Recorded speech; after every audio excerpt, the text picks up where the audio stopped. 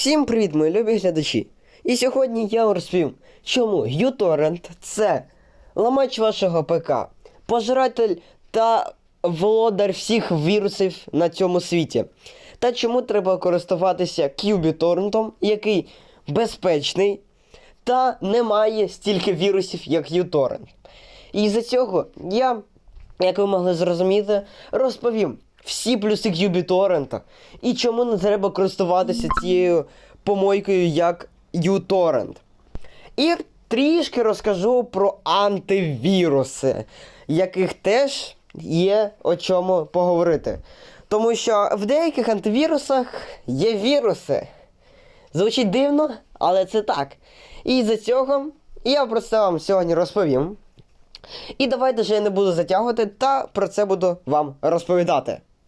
Беріть свій ПК, мишку в руки та починайте мене слухати та міняти свій ПК на кращий і не вбивати його.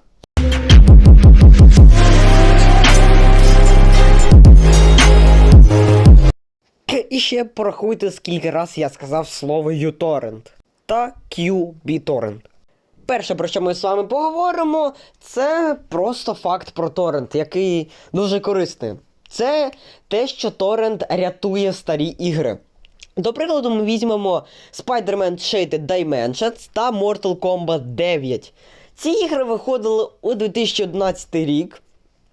І їх видалили десь у 20-х роках, якщо я не помиляюся. І торрент залишиться, а у Steam він не залишиться. Ну, він залишиться, якщо ви купили, а якщо ви не купили. Я ось не купляв, але коли скачав Shattered Dimensions, то зрозумів, яка це імба. І мені прийдеться або ключ купувати, або ще щось. Якщо ви не хочете це робити, то просто торрент вас врятує, та ви зможете промальнути сльозу ностальгії. А тепер про розбір uTorrent. Перший факт про uTorrent або хлам та вірус ходячий, це те, що він хранить у собі дуже багато вірусів, майнерів. І коли ви думаєте, що самі ігри з торрентів мають майнери та віруси, деякі так, треба вибирати просто правильно сайти. Недавно був великий скандал з торрент-ігрухою про те, що в них майнери, віруси, і це стосується тільки нових ігор. Старих ніяк. І дивіться, uTorrent засоряє ваші ПК деякими файлами, які, ви не знаєте назву. Просто коли я дивився список у інтернеті, то там якісь такі назви, але ці назви тих файлів, які можуть бути вірусами, майнерами і просто бути непотрібним кешем, який ви не зможете видалити, і він буде завантажувати ваш ПК, і він буде погано працювати. Друге, це у uTorrent багато реклами казино. Там всіх казино, які там є, я не знаю, які, я не хочу навіть туди лізти. Але це так. Ну і останній так, як факт, торрент це російська. Ну, а ви знаєте, що багато чого російського це якийсь кал, майнер, вірус та взагалі якась ходяча проблема. І за цього не користуйтеся, будь ласка. Я вам привів 3 факти, які можуть... І це не все. Це не просто 3 факти, там я ще приготував для вас невеличку, розповідь про це. Але 3 факти вже можуть наштовхнути на те, щоб видалити. Тому що реклама казино, майнери, віруси і просто це російська програма. Це вже повод. Але якщо ви не з таких, то розказую далі про uTorrent. У uTorrent, як ви можете розуміти, закритий код. Тому ви не можете подивитися, з чого він зроблений, як він зроблений. А у QBTorrent код відкритий, і ви можете подивитися, як він виглядає, з яких файлів він зроблений. Тому що QBTorrent зроблений для людей за допомогою ентузіастів з GitHub. Це такий сайтик, з якого ми брали до PvZ мод. До речі, подивіться цей мод, ролик про мод, бо дуже корисний, якщо ви любите взагалі PvZ. І у uTorrent маленька швидкість завантаження ваших файлів. У QBTorrent вона значно великіша. Ви можете у QBTorrent багато яких налаштувань зробити. Ви uTorrent ви максимум скачаєте, та побачите на весь екран рекламу казино. Ну, це всі мої факти. Казино, віруси, майнери, закритий код, засор всяким хламом, він російський. Ну, 5 ось таких компонентів. Я надіюся, що ви станете на правильну сторону, і за цього для тих, хто вже став, я показую, як завантажити qBittorrent, і ми будемо розбирати віруси. Ну, антивіруси, ви бачите. Щоб завантажити qBittorrent, заходимо до Chrome та у пошуковій строці вбиваємо саму назву qBittorrent.